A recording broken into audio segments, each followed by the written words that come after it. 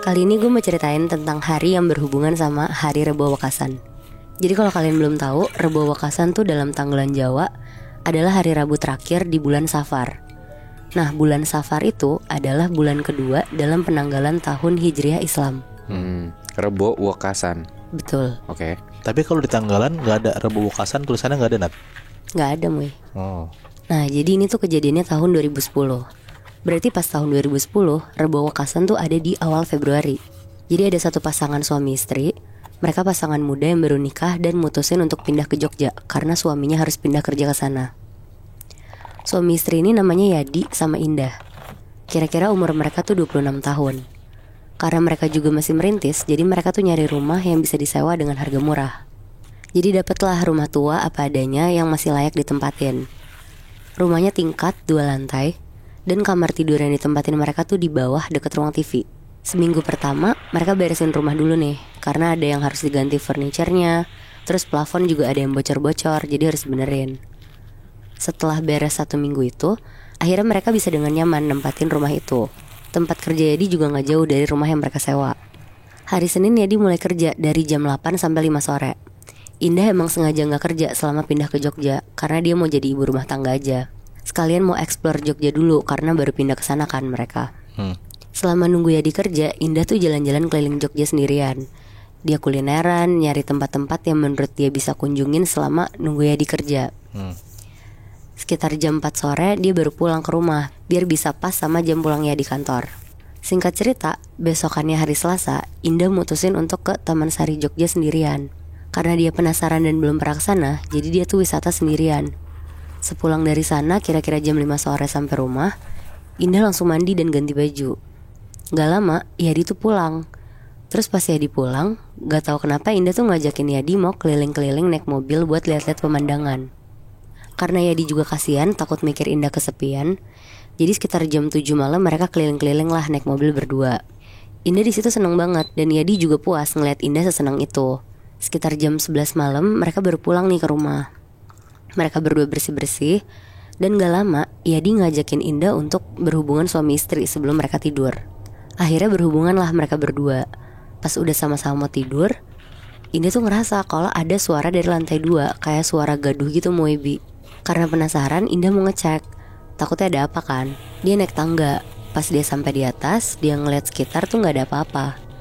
Tapi pas dia tajemin matanya lagi, ternyata tuh ada kucing hitam di pojokan lagi ngeliatin Indah. Padahal dia nggak ada kucing di rumah kan? Nggak melihara, Moy. Langsung diusir lah di situ sama Indah buat keluar rumah. Dan setelah berhasil ngusir, Indah balik ke kamar buat tidur. Sebelum tidur Indah juga nyeritain ke Yadi kalau tiba-tiba di lantai 2 rumah mereka tuh ada kucing hitam. Besokannya pas bangun tidur, tiba-tiba badan Yadi tuh demam. Jadi dia nggak ngantor di hari itu. Dan Indah juga muntah-muntah. Mereka tuh bingung berdua kenapa bisa sakit barengan.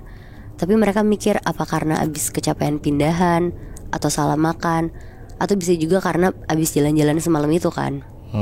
Jadi Indah ngurusin Yadi, beli obat ke apotek, sekalian beli obat mualnya Indah. Karena ternyata si Indah tuh juga ada sakit GERD, jadi dia muntah-muntah. Pas sampai rumah, Yadi tuh lagi tiduran di sofa depan TV deket kamar mereka sambil nonton TV. Indah nyamperin lah, ngasih minum, ngasih obat. Gak lama mereka berdua tuh dengar ada suara kucing dari lantai 2. Karena kaget, Indah langsung ke atas buat ngecek. Dan bener aja, ada lagi tuh si kucing hitam yang semalam Moebi. Akhirnya diusir lagi lah sama Indah. Dan untuk pertama kali akhirnya si Yadi tuh ngeliat kalau kucing itu tuh ada. Terus mereka agak kebingungan juga sebenarnya dari mana si kucing ini masuk. Soalnya pintu rumah mereka selalu ketutup. Apalagi yang di atas tuh gak ada pintu sama sekali. Sama jendela juga ketutup. Tapi setelah diusir mereka tuh udah gak mikirin itu lagi. Karena kan cuma kucing doang ya. Nah sekitar jam 7 malam mereka berdua tuh mau tidur lebih cepat karena Indah muntah-muntahnya tuh makin parah. Pas mereka udah matiin lampu dan siap tidur, tiba-tiba banget ada suara kucing lagi dari lantai 2. Tapi kali ini suara ngeongnya tuh kenceng banget Moebi. Langsung lah Yadi sama Indah bangun dan naik ke lantai 2. Pas lagi naik tangga, suara kucing itu tuh kenceng banget. Pas mereka makin deket, tiba-tiba suara kucing itu tuh berubah jadi suara nenek-nenek ketawa. Terus bilang, "Hai hai hai."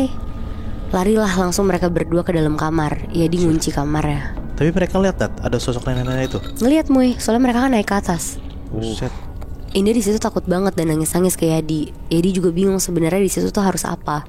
Akhirnya Yadi ngajak Indah berdoa biar mereka berdua tuh gak diganggu sama nenek itu.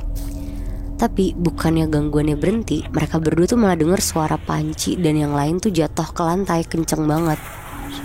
Suaranya kan cempreng gitu ya.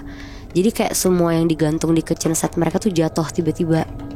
Tapi karena mereka juga takut, akhirnya sepanjang malam mereka tuh di dalam kamar doang dan berusaha untuk tidur, walaupun makin banyak suara barang-barang jatuh di luar. Akhirnya besok paginya pas mereka bangun, mereka ngeberanin diri lah untuk keluar dari kamar. Pas keluar, rumah mereka tuh bener-bener berantakan yang kayak kapal pecah gitu Moibi. Lampu jatuh, piring-piring pecah, pokoknya hancur banget. Karena Indah juga masih muntah-muntah, jadi setelah bangun tidur ya dia tuh mutusin buat gak ngehirauin rumah mereka yang berantakan. Terus langsung ngebawa Indah ke dokter. Nah sesampainya di dokter, ternyata kata dokter Indah tuh hamil Moibi. Dan pas di USG, ternyata udah 3 bulan bayinya. Tapi anehnya, kata dokter, jabang bayinya Indah tuh kayak gak normal gitu Moibi. Maaf ya katanya kayak ada cacatnya gitu. Pulang dari dokter ya namanya calon ibu denger kabar kayak gitu kan pasti down banget ya. Indah nangis-nangis lah ke Yadi dan minta digugurin aja daripada anaknya lahir cacat. Tapi Yadi gak mau. Dia nelfon mamanya untuk ngabarin kalau Indah tuh hamil. Tapi di rumah baru mereka ini tuh tiba-tiba seketika banyak gangguan. Mulai dari kucing hitam sampai nenek-nenek. Ngedenger itu mamanya Yadi tuh langsung bilang untuk tenang dulu. Dia bakal ngehubungin orang kepercayaannya. Ya semacam orang pinter yang bisa ngelihat ada apa sebenarnya di balik itu semua. Malamnya mamanya Yadi tuh nelfon lagi untuk ngasih informasi. Ternyata Moibi ada beberapa kesalahan yang dilakuin sama Yadi dan Indah. Yaitu di saat mereka berhubungan badan, mereka ngelakuin itu tuh di malam Rebo Wekasan. Karena mitosnya ternyata pasangan suami istri itu tuh dilarang berhubungan intim di hari itu. Atau bisa terjadi kesialan yang menimpa mereka dan anak yang dikandung Indah jadi gak sesuai harapan mereka. Nah itu tuh bisa jadi karena itu juga. Jadi maksudnya dari cerita yang lu bilang, kalau di malam Rabu Wekasan tuh kita gak boleh berhubungan intim gitu Nat? Iya Bi, setahu gue juga bahkan tuh gak boleh keluar rumah kalau lagi malam Rabu Wekasan. Jadi benar-benar harus di dalam rumah aja. Wow, baru tahu gue. Gue juga baru tahu ternyata tanggalan Jawa tuh bener-bener banyak banget hal yang harus kita telaah ya. Karena kalau misalnya kita nggak ada sesuatu di malam Jumat Kliwon atau malam Rabu Wekasan, ya takutnya ya kayak cerita kita tadi kan bertiga kan, ada sesuatu hal yang terjadi aja gitu loh. Apalagi kalau gue sih ngelihatnya kayaknya bakalan terjadi hal-hal kayak gitu untuk di tempat-tempat yang emang percaya banget sama hal-hal kayak gini gitu loh, sama tanggalan Jawa yang sakral dan banyak mitosnya ini kan.